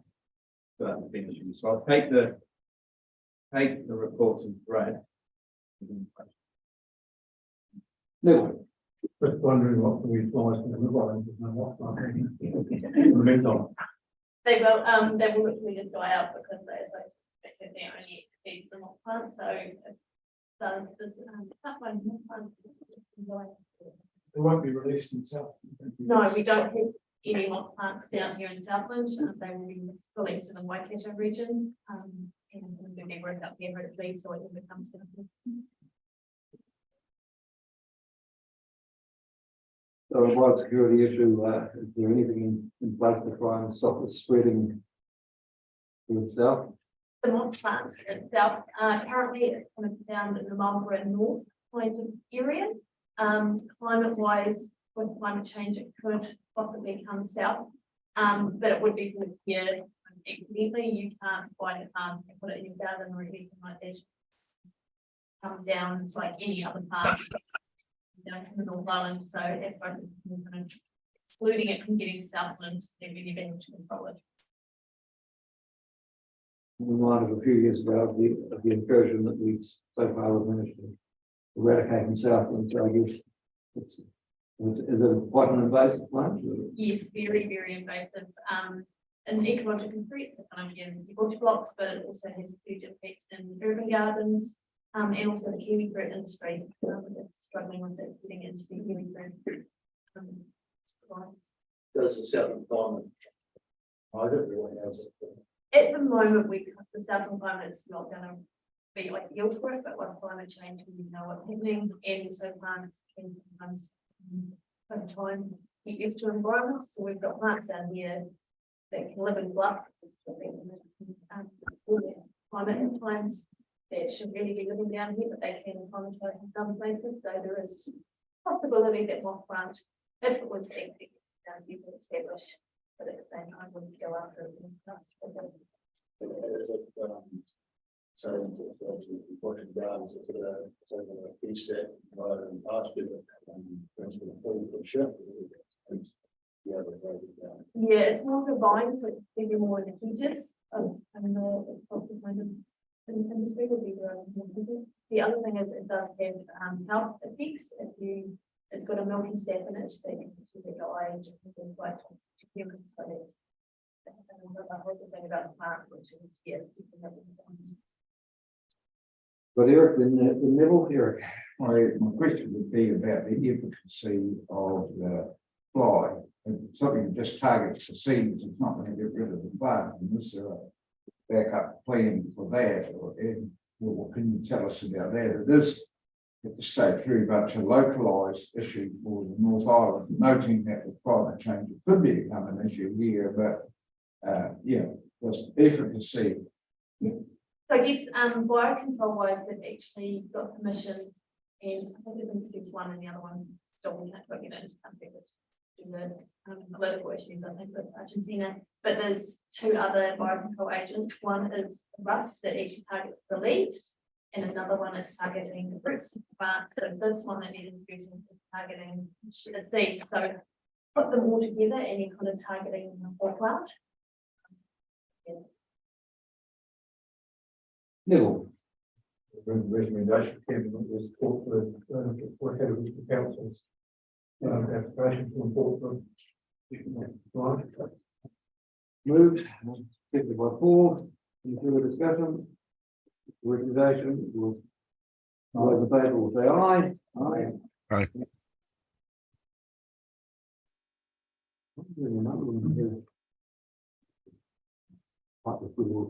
All good. Right, one more. Item 9. Here is a brief, quickly move. Too late. I'll take a shot tonight. No, too late. You're moving it. I'm waiting it. Who said seals weren't common? All in favour, say aye. Right, that will conclude our public session.